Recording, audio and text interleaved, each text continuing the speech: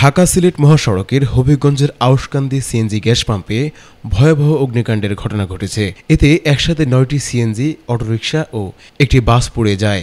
আজ ভোর 6:45টার দিকে এই অগ্নিকাণ্ডের সূত্রপাত ঘটে। ফায়ার সার্ভিস জানিয়েছে, পাম্পে একটি বাসে গ্যাস রিফিল করার সময় হঠাৎ আগুন লেগে যায়।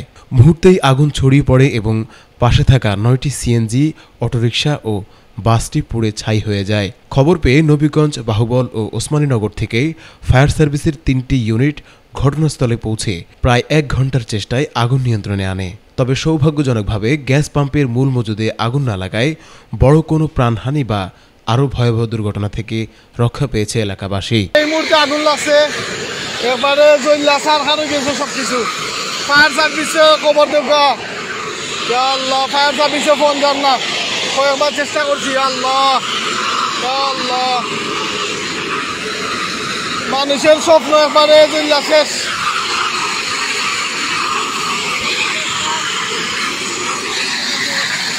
আল্লাহ, কি ভয়ানক আগুন!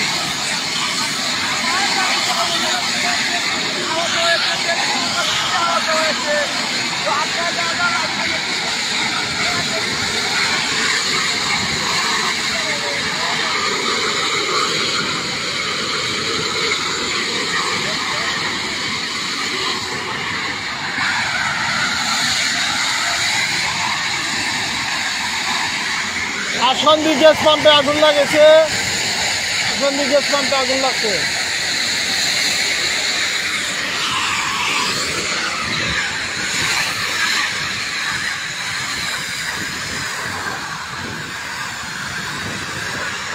একবারে সারখার হয়ে যার ফুইরা।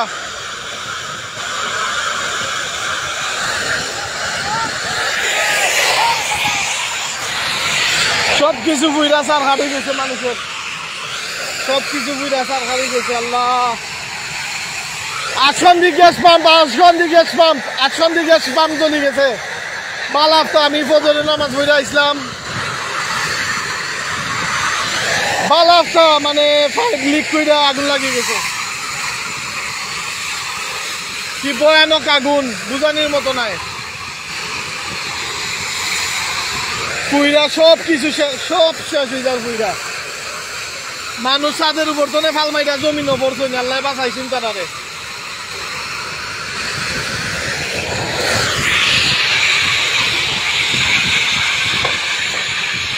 আল্লাহ, কি বিকট শব্দ!